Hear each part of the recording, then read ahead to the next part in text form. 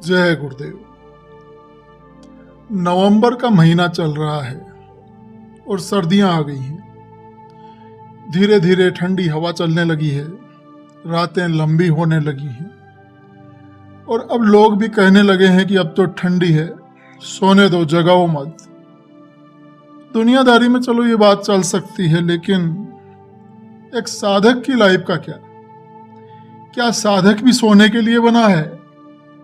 क्या हमने जन्म लिया है रजाई ओढ़कर सोने के लिए, नींद लेने के लिए? ऐसा बिल्कुल नहीं है। हमारा जन्म हुआ है जागने के लिए। गुरु महाराज ने हमें जो रास्ता दिया है, हमें जो साधना पद्धति बतलाई है, उसे खूब जागरूक होकर अपने जीवन में अप्लाई करने के लिए, हमें अपनी भीतर की सोई हुई चेतना को उठाने के लिए हमारा जन्म हुआ है। तो ये सर्दियां एक पुकार हैं, कहती हैं कि उठो, अब तुम्हें जागना है, खूब भजन करना है। तो जब दुनिया रजाई में दुबकी भी होती है, उस वक्त अगर कोई साधक प्रेमी उठता है, हाथ मुंह धोकर भजन पर बैठता है, पूरी लगन से साधना में समय देता है, तो ऐसे समय में परम पूज्य स्वामी जी महाराज भी ये देखकर जरूर खुश होते होंगे कि ये सूरत है जो वापस अपने घर लौटना चाहती है। तो सर्दियों की ये लंबी रातें प्रकृति ने हमें यूं ही नहीं दी। ये सर्द रातें, ये जाड़े का मौसम हमें प्रकृति ने दिया है ताकि हम साधना में बैठें, खूब भजन करें, खूब ध्यान करें, मन लगाकर सुमिरन करें। तो साथियों, यह समय आध्यात्मिक शिखर पर पहुंचने का एक बड़ा सुअवसर है। जाड़े में किया गया साधन भजन सुमिरन बताते हैं कि 8 महीने की साधना के बराबर होता है। तो इस बार आप मन में ठान लीजिए कि इस बार सर्दी में नींद से नहीं, नाम साधना से दोस्ती करेंगे। रजाई में आराम नहीं, रजाई में बैठकर भजन करेंगे और बाहर ठंडी हवाएं चलेंगी और हमारे भीतर भक्ति की, प्रेम की, साधना की अग्नि प्रज्वलित रहेगी। तो अब सुनिए परम पूज्य स्वामी जी महाराज के वो अनमोल वचन जो हमें बताते हैं कि कैसे इन ठंडी रातों में, इस जाड़े के मौसम में हमें भजन करना है, मन को हराना है, कैसे आलस को दूर भगाना है, कैसे आलस को हराया जा सकता है, कैसे भजन में तरक्की पाई जा सकती है। तो परम पूज्य स्वामी जी महाराज बतलाते हैं कि जब कभी जाड़े का समय आए तो हमारे स्वामी जी महाराज कहा करते थे कि रजाई ओढ़ करके ज्यादा नहीं, रजाई का एक हिस्सा खोल लेना। जिधर का हिस्सा खुला रहेगा उधर से ठंडी आती रहे तो नींद नहीं आएगी।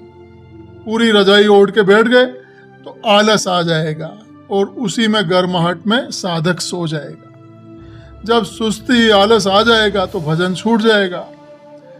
वो एक तरफ से हवा लगती रहेगी तो वो निद्रा नहीं आएगी, साधक भजन करता रहेगा। तो तरीका बताते थे कि भाई ऐसे भजन किया जाता है।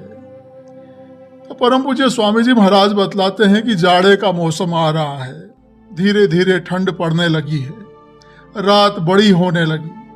आलस छोड़कर सवेरे आप उठ जाओ और हाथ मुंह धोकर सबसे पहले सुमिरन करो, फिर भजन पर आप बैठ जाओ। आलस से बहुत नुकसान होता है। जो कुछ हो रहा है वो तो होगा ही, उसकी आप चिंता मत करो। आपको भजन की चिंता होनी चाहिए। भजन ही असली मददगार होगा। जाड़े में रात्रि बड़ी होती है, 14 घंटे की रात्रि होती है। काफी समय है, दिन भर काम किया, रात्रि को कोई काम नहीं रहता, बैठ गए भजन पर, तुम सुस्ती की हालत में सो जाते हो, इसी में तुम्हारा समय निकल जाता है। सुस्ती उतरती है तो भजन जरूर करना चाहिए, सुमिरन में बैठ जाना चाहिए। मन को सुस्त मत करो, हर रोज ध्यान, भजन, सुमिरन करो, नहीं तो यह मन चकमा दे देता है। एक ही जन्म में इसको जीत लिया जाए तो ये मामूली दया नहीं है, ये बहुत बड़ी दया है। जाड़े का समय भजन के लिए अच्छा होता है। 8 महीने की जागृति 4 महीने में कर लेनी चाहिए। परम पूज्य स्वामी जी महाराज ने यह भी बतलाया कि गर्मी और बरसात का मौसम भजन के लिए अच्छा नहीं होता है। जाड़े के मौसम में रजाई या कंबल ओढ़कर बैठ जाएं, मन रुकता है, चित्त शांत रहता है, भजन भी बन जाता है। भजन, सुमिरन और ध्यान ये तीनों करने जरूरी हैं।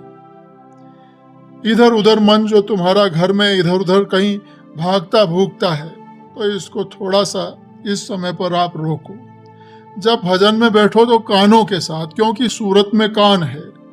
ये कान तो बंद हो जाएंगे, आंख भी बंद हो जाएगी, तो आप कान के साथ में मन को, बुद्धि को, चित्त को रोक कर रखो और ऊपर ध्यान देकर सुनो, ताकि ऊपर की आवाज सुनाई दे, उस आवाज के साथ जुड़ो।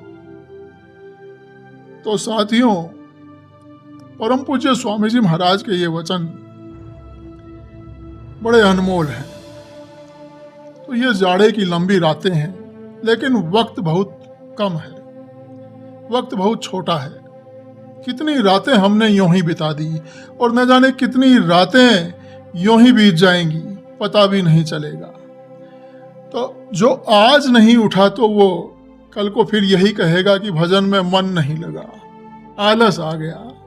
लेकिन जो आज ठान लेगा कि मैं उठूंगा, मैं बैठूंगा, मैं साधना में बैठूंगा, मैं भजन करूंगा, चाहे कितनी भी ठंड हो, चाहे जो हो, मैं आलस नहीं करूंगा, भजन करूंगा, ध्यान करूंगा, सुमिरन करूंगा, तो वो जीत जाएगा।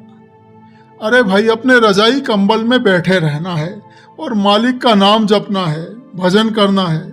इससे आसान और फिर क्या चीज होगी? इससे आसान तो कुछ भी नहीं होगा। अगर ये भी हम नहीं कर पाए तो फिर हम क्या ही करेंगे जीवन में? अरे भाई, करना कराना सब गुरु महाराज को है, हमें निमित्त मात्र ही तो बैठना है। जैसे हम कोई परीक्षा देकर भी आए तो चलो हमें कुछ नहीं आता है, अब एग्जामिनर भी अगर अपनी दया करके कुछ नंबर भी हमें देना चाहे कि हम पास हो जाएं और आगे की क्लास में चले जाएं, तो कॉपी में कुछ तो हमें लिख कर आना पड़ेगा। और अगर हम कॉपी में ही कुछ लिख कर नहीं आए, अगर कॉपी ही खाली रह गई या परीक्षा देने ही नहीं गए, तो बेचारा एग्जामिनर भी नंबर किस बेस पर देगा? तो ठीक वैसे ही हमें निमित्त मात्र तो बैठना ही चाहिए साधना में, बाकी काम तो सारा गुरु महाराज को करना है। तो ठंड को आप बहाना मत बनाइए, कमजोरी मत बनाइए, इसे अपना साथी बनाइए, इसे अपना सहारा बनाइए। ये ठंड आपको जगाने आई है, कहने आई है कि अब और मत सो, भजन कर ले। तो देखिए, आपके पास सीधे सीधे 4 महीने का ये समय है, नवंबर, दिसंबर, जनवरी, फरवरी। ये 4 महीने सर्दियों के हैं, यानी जाड़े के हैं। और परम पूज्य स्वामी जी महाराज ने कहा है कि जाड़े के मौसम में 8 महीने की जागृति 4 महीने में हो जाती है। तो अगर ये 4 महीने आपने पूरी तरह से साधना में दे दिए, मन लगाकर साधन भजन सुमिरन किया, तो आपकी 8 महीने की जागृति आपके 4 महीने में हो जाएगी। तो चालाकी तो ऐसी जगह ही करनी चाहिए, इसे बोलते हैं परमार्थ में चालाकी। क्या कमाल बात है कि 4 महीना हम भजन करें और 8 महीने का हमें फायदा मिल जाए। तो ऐसी जगह हमें चालाकी करनी चाहिए। एक बार आप इसे सोच कर देखिए, अभी आपने इसे इतने गहराई से नहीं सोचा है। 1 महीने में होते हैं 30 दिन, तो 4 महीने में कितने दिन होंगे? 120 दिन। तो 120 दिन आप भजन करें और आपको लाभ मिले 240 दिन का, तो ये तो हमें करना ही चाहिए। इससे बढ़िया फिक्स्ड डिपॉजिट और क्या होगा?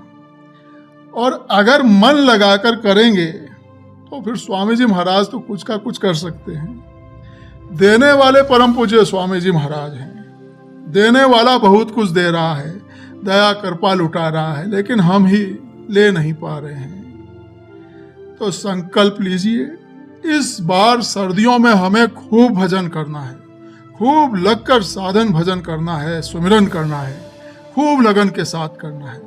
इतना समय यूं ही बीत गया है। इस बार की सर्दियां हमें खाली नहीं जाने देनी है और कुछ ना कुछ उपलब्धि हमें अवश्य होनी चाहिए। और जब हम अपनी पूरी लगन से करते हैं तो फिर गुरु महाराज भी आगे बढ़कर दया करते हैं। तो आप इस बार ये जाड़े में भजन करने का संकल्प अवश्य लीजिए। और न केवल संकल्प लेना है, बल्कि इसे पूरी तरह से गंभीरता से अपने जीवन में अप्लाई भी करना है। तो जिन्होंने भी भाई बहनों ने इस बार इन सर्दियों में, इस ठंड में साधन भजन करने का मन बना लिया है, तो वे नीचे एक लाइन में अपना संकल्प अवश्य लिख दें, ताकि आपके इस संकल्प से दूसरे लोगों को भी प्रेरणा मिले, हिम्मत मिले। जय गुरुदेव।